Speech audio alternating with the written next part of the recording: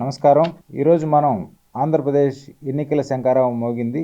దీనిలో ప్రపంచ స్థాయి స్వచ్ఛంద సంస్థ అయిన రెడ్ క్రాస్ను కూడా వైఎస్ఆర్సీపీ పార్టీ గత ఎన్నికల సందర్భంగా శాసన మండలి ఎన్నికల్లో, తిరుపతి బై ఎలక్షన్లో, అలానే స్థానిక సంస్థల ఎన్నికల్లో కూడా రెడ్ క్రాస్ వాలంటరీ వ్యవస్థని ఉపయోగించుకొని వైఎస్ఆర్సీపీ పార్టీకి అనుకూలంగా వారు ఓట్లు వేయించుకున్న తీరు రాష్ట్ర ప్రజలందరూ కూడా గమనించాలి.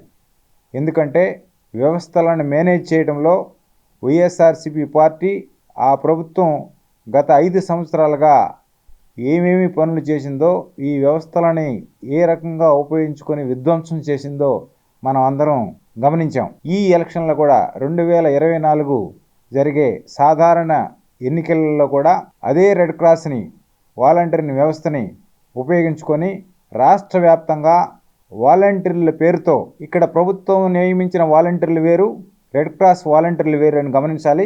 రెడ్ క్రాస్ వాలంటీర్లను కూడా ఉపయోగించుకొని వైఎస్ఆర్సీపీకి అనుకూలంగా ఓటు వేయించే దానికి వాళ్ళు అన్ని ప్రయత్నాలు మొదలుపెట్టి ఫినిష్ చేసుకున్నారు.